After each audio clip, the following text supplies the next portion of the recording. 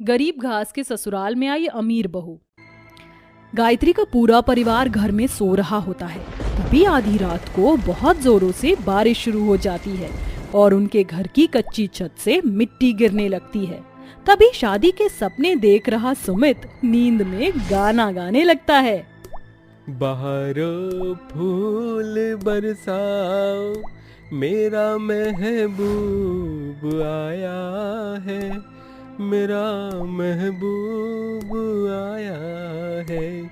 सितारों रागिनी गाओ, मेरा महबूब आया है, मेरा महबूब आया है।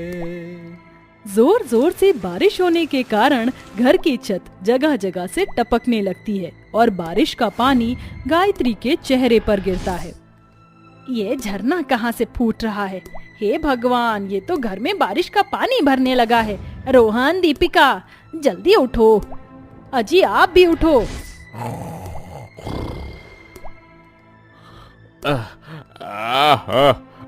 सोने दो भगवान। अरे मेरे राजेश खन्ना, ये खर्राटे लेना बंद करो और जल्दी उठो। पूरे घर में बारिश का पानी भर रहा है। ये सुनकर सभी उठ जाते हैं, मगर सुमित अभी भी गहरी नींद में सोया हुआ गाना गा रहा होता है। बहारो फूल बरसाओ, मेरा महबूब आया है, मेरा महबूब आया है। अब मैं अपने सो रहे बेटे को कैसे समझाऊं कि उसकी महबूब फूल बरसाने नहीं बल्कि बारिश मुसीबत बनकर बम फोड़ने आई है। अरे ओ कुंभकर्ण की छठी औलाद, मैं कहती हूँ उठ। ऐसा बोलते हुए गायत्री सुमित को चाटा मारकर उठाती है, जिसके बाद घर की दीवारें ढहना शुरू हो जाती हैं और सभी जान बचाने के लिए घर से बाहर निकल जाते हैं। तभी उनका घर टूट जाता है। ऐसे में गायत्री और उसका गरीब परिवार बेघर हो जाते हैं। हे ऊपर वाले, तूने ये क्या सारे दुख दर्द हम गरीबों के हिस्से में ही भेज दिया है। इस गरीबी में पुरखों का ये सालों पुराना एक घर ही तो था जिसमें हम रह रहे थे। आज तूने ये छत भी हमसे छीन ली। समझ में नहीं आ रहा अब क्या होगा। 2 दिन बाद सुमित की शादी है। ऐसे में जब बहू आएगी तो हम बहू को कहाँ रखेंगे? और पल्लवी बहू तो इतने अमीर घर की बेटी है। भगवान, कोई रास्ता दिखाओ। अपनी माँ को इस तरह से परेशान देखकर गायत्री का छोटा बेटा रोहन उससे कहता है, माँ, एक रास्ता है जिससे हम बिना पैसों के भी अपने रहने के लिए घर बना सकते हैं। मगर वो कैसे रोहन? घास का घर बनाकर। हमारे आसपास कितनी सारी घास है। इन घास से हम अपना घर आसानी से बना सकते हैं और जब बारिश होगी तो हमारा बनाया घास का घर बारिश का पानी भी अपने अंदर सोख लेगा। अब अगली ही सुबह से गायत्री और उसका पूरा परिवार घास इकट्ठा करके घास का घर बनाने लगता है और कई घंटों की गई कड़ी मेहनत के बाद उनका घास का घर बनकर पूरा हो जाता है। वहीं अगले दिन पल्लवी सुमित से शादी करके अपने ससुराल आ जाती है। आओ पल्लवी बहू, इस नए घर में तुम्हारा स्वागत है। घास का घर देखकर अमीर पल्लवी अपने गरीब ससुराल वालों की बेइज्जती करते हुए कहती है, वेल मम्मी जी, आपको किस एंगल से ये घर नजर आ रहा है? यहाँ चारों तरफ घास ही घास है। मुझे तो ऐसा लग रहा है जैसे मैं किसी हैंगिंग गार्डन में आ गई हूँ। सॉरी सुमित, बट मैं इस घास के बने ससुराल में सर्वाइव नहीं कर सकती। पल्लवी प्लीज, ऐसा मत कहो। मेरी फैमिली ने ये घास का घर तुम्हारे लिए बनाया है। अंदर चलो। अपने पति सुमित के कहने पर पल्लवी गृह प्रवेश करके अंदर आ जाती है, जहाँ हॉल जैसी जगह होती है, जिसे देखकर पल्लवी चिढ़कर कहती है, सुमित, एक तो ये घास फूस का ससुराल, उसमें भी ये एक कमरा और रहने वाले इतने सारे। हमारी नई नई शादी हुई है, प्राइवेसी नाम की भी कोई चीज होती है। फर्स्ट नाइट में ही फ्रस्ट्रेट करके रख दिया। पल्लवी की ये बात सुनकर उसकी ननद दीपिका उससे कहती है, पल्लवी भाभी, मैं कुछ करती हूँ, आप परेशान मत होइए।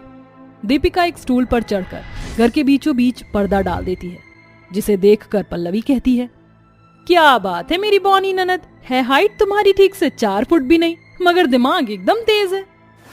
बातों ही बातों में अमीर घमंडी पल्लवी दीपिका के बौनेपन की बेइज्जती करती है। दिन गुजरते हैं। अमीर घर से होने के कारण पल्लवी हर दिन कभी कुछ तो कभी कुछ फरमाइश किया करती। सुमित, सुनो शाम को ऑफिस से आते वक्त मेरे लिए पनीर पिज्जा और हाँ साथ में बटरस्कॉच आइसक्रीम भी लेकर आना। अरे पल्लवी बहू, रोज रोज बाहर का खाना पीना ठीक बात नहीं है।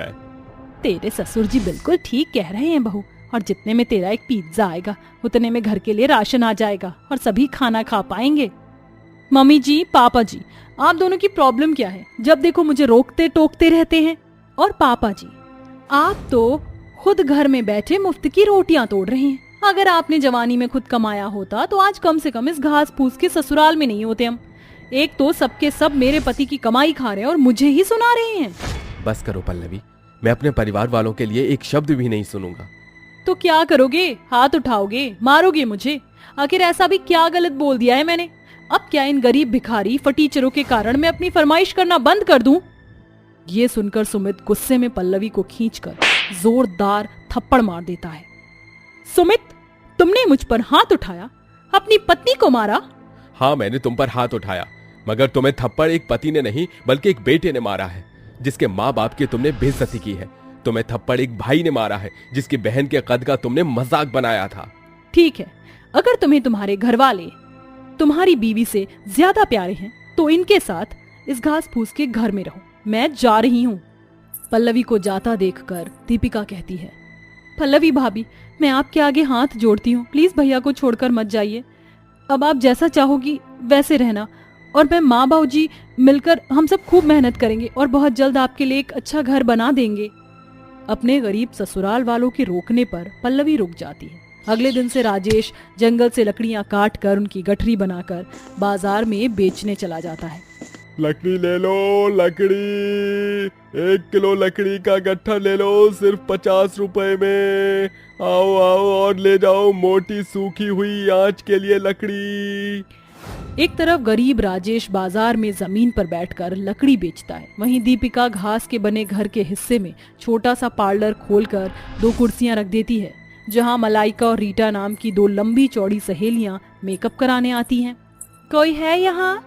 आइए, मेरे छोटे से पार्लर में आप दोनों का स्वागत है। आपको क्या कराना है? हम दोनों को अपना मेकओवर कराना है। आज मेरी ब्यूटी पार्लर का पहला दिन है, इसीलिए मैं 5000 रुपए वाला पैकेज आज के लिए सिर्फ 2500 में दे रही हूँ, जिसमें manicure, pedicure, bleach, facial, massage, wax, threading है। ठीक है, फिर हम पैकेज लेंगे। कुर्सी पर बैठ जाइए।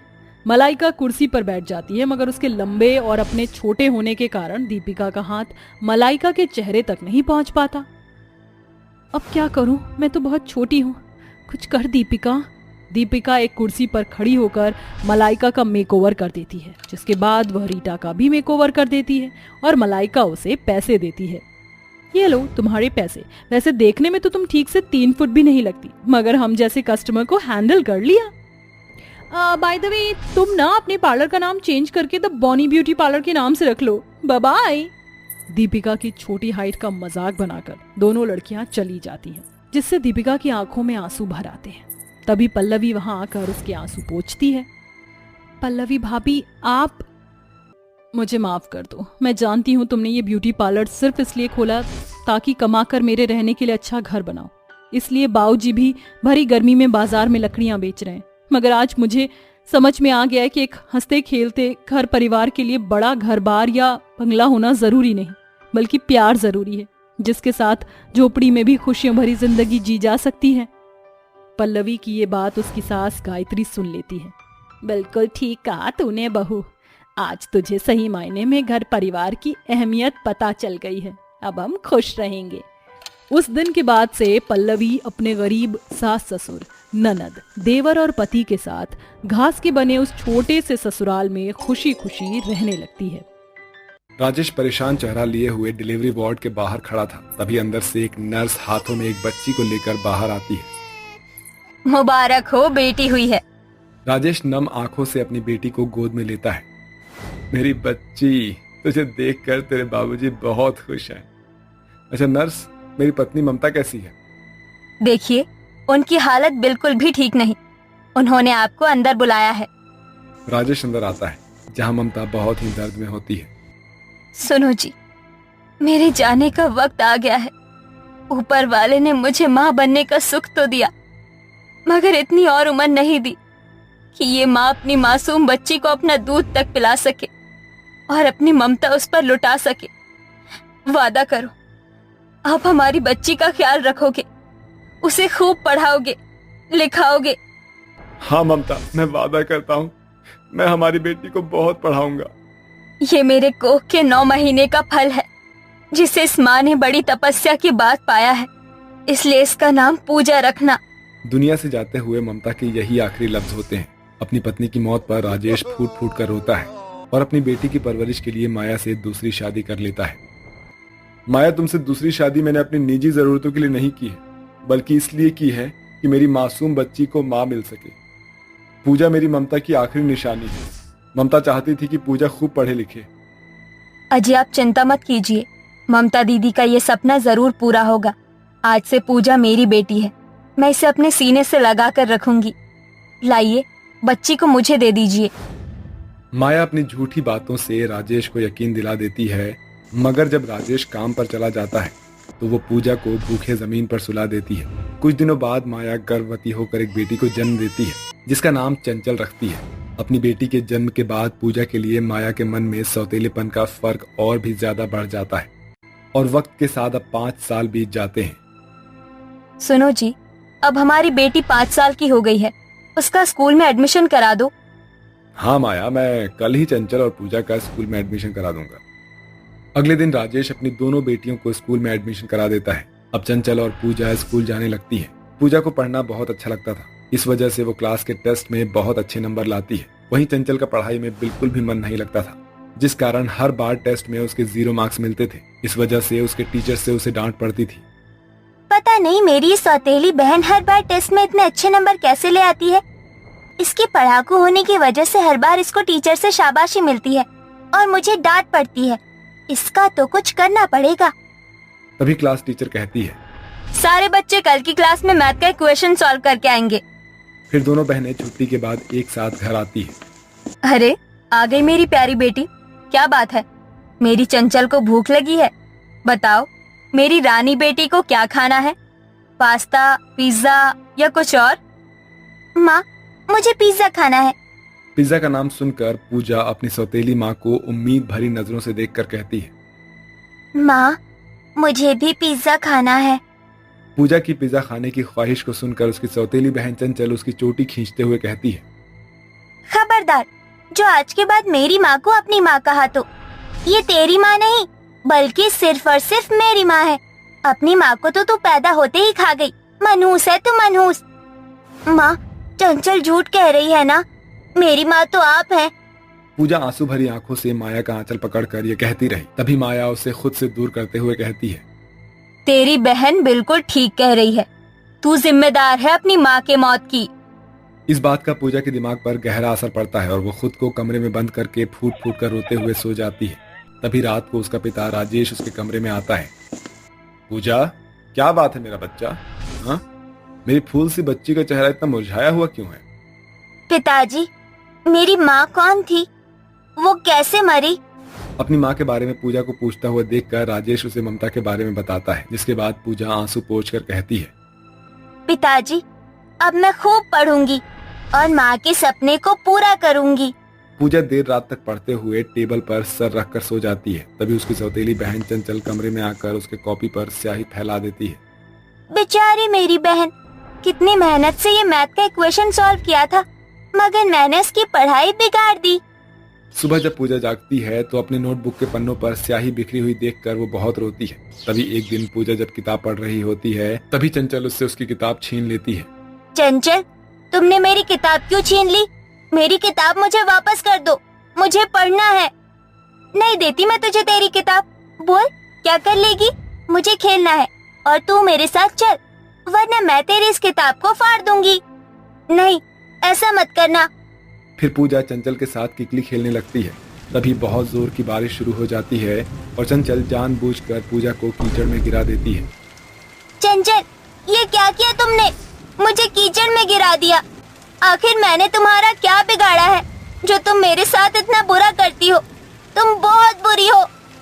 मनहूस कहेगी मुझसे जुबान लड़ाती है, तो रुक, अभी बताती हूँ तुझे। चंचल अपनी सौतेली बहन पूजा का बस्ता और उसकी कॉपी किताबें कीचड़ में ले जाकर फेंक देती है और उस बारिश में पूरी कॉपी किताब के साथ पूजा की साल भर की गई मेहनत और पढ़ाई उसमें बह जाती है। साथ ही उस दिन माया और चंचल मिलकर उस बेचारी बच्ची को बहुत मारते हैं। साथ ही पूजा से पढ़ने के आगे का हक भी छीन लिया जाता है। वहीं चंचल बिंदास होकर स्कूल के बाद कॉलेज की पढ़ाई करती है।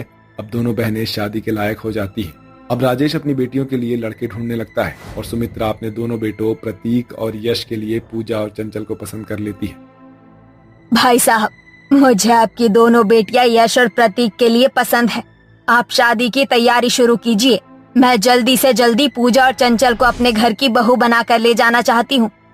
जी सुमित्रा जी, ये तो मेरी दोनों बेटियों की खुशकिस्मती है जो आप जैसे इज्जतदार लोगों के घर की लक्ष्मी बनेगी। ये कुछ ही दिनों में दोनों बहनों की शादी की रस्में शुरू हो जाती है, मगर चंचल अपनी सौतेली बहन की शादी से बिल्कुल भी खुश नहीं होती। ये पूजा की बच्ची तो जैसे मेरी जिंदगी में च्युइंगम की तरह चिपक गई है। मायके के साथ अब ससुराल भी एक होगा। नहीं, मुझे इस शादी को रोकना होगा। चंचल बेटी, जल्दी से रेडी होकर आ जा। हल्दी मेहंदी की रस्म शुरू होने वाली है। शादी की रस्म तो होगी माँ, मगर सिर्फ मेरी। जलन के मारे चंचल पूजा की हल्दी में कीचड़ मिला देती है और उसकी मेहंदी में पिसा मिर्च मिला देती है, जिस कारण हल्दी लगाते ही पूजा का चेहरा कीचड़ से भर जाता है। ये हल्दी में कीचड़ कहाँ से आया? हे भगवान, ये तो अपशगुन है माँ। ये अपशगुन जैसा कुछ नहीं होता, जरूर हल्दी की कटोरी गंदी होगी। ये बोलकर राजेश बात को टाल देता है, जिसके बाद चंचल के साथ पूजा को भी मेहंदी लगती है। माँ, मेरा हाथ जल क्यों रहा है? हाथों में हो रहे जलन के मारे पूजा की मेहंदी बिगड़ जाती है, जिसे देखकर चंचल खूब खुश होती है और कहती है, देखा पिताजी, एक और अपशगुन। लगता है ऊपर वाला भी नहीं चाहता कि पूजा और यश जी की शादी हो, तभी तो पूजा के हाथों में लगी यश जी के नाम की मेहंदी बिगड़ गई। राजेश चंचल की इस बात को टाल देता है और शादी के दिन चंचल बहुत ही महंगा लहंगा पहनकर मेकअप करवाती है। वहीं पूजा अपनी माँ का लहंगा पहनती है। ओह गॉड, मेरी सौतेली बहन, ये तूने शादी के दिन ये ओल्ड फैशन सस्ता सा लहंगा पहना है और ऊपर से ये डबल दुपट्टा। How cheap. चंचल, ये लहंगा मेरे लिए बेशकीमती है, क्योंकि ये मेरी माँ का लहंगा है और मेरे लिए मेरी माँ का आशीर्वाद भी है। इतने में सुमित्रा अपने दोनों बेटों की बारात लेकर आ जाती है। Whatever, मुझे तुम्हारी शादी से कोई मतलब नहीं। चंचल मॉडर्न दुल्हनों की तरह नाचते हुए स्टेज पर खड़े प्रतीक की तरफ बढ़ने लगती है। तभी उसके लहंगे का ब्लाउज ओवर फिटिंग होने के कारण से फट जाता है और लोग चंचल को देखकर बातें बनाने लगते हैं। तभी पूजा भागती हुई आकर अपने लहंगे का दुपट्टा उसे उठाकर अंदर ले जाती है और अपनी इज्जत की इतनी परवाह करता देखकर चंचल को अपनी गलती का एहसास होता है। मुझे माफ कर दो पूजा, मैंने बचपन से लेकर अब तक तुम्हारे साथ कितना गलत किया। बहन होते हुए भी तुमसे तुम्हारी पढ़ाई का हक भी छीन लिया, फिर भी तुमने मेरी इज्जत बचाई, क्योंकि मैं तुम्हें दिल से अपनी बहन मानती हूँ। चंचल, दिल का रिश्ता खून के रिश्ते से बड़ा होता है। ऐसा कहते हुए दोनों बहनें एक दूसरे के गले लग जाती हैं। वहीं दरवाजे पर खड़ा यश पूजा के पढ़ने की ख्वाहिश को जान जाता है और दोनों बहनों की शादी हो जाती है, जहां शादी के बाद पूजा का पति उसे आगे पढ़ने के अधूरे सपने को पूरा करता है।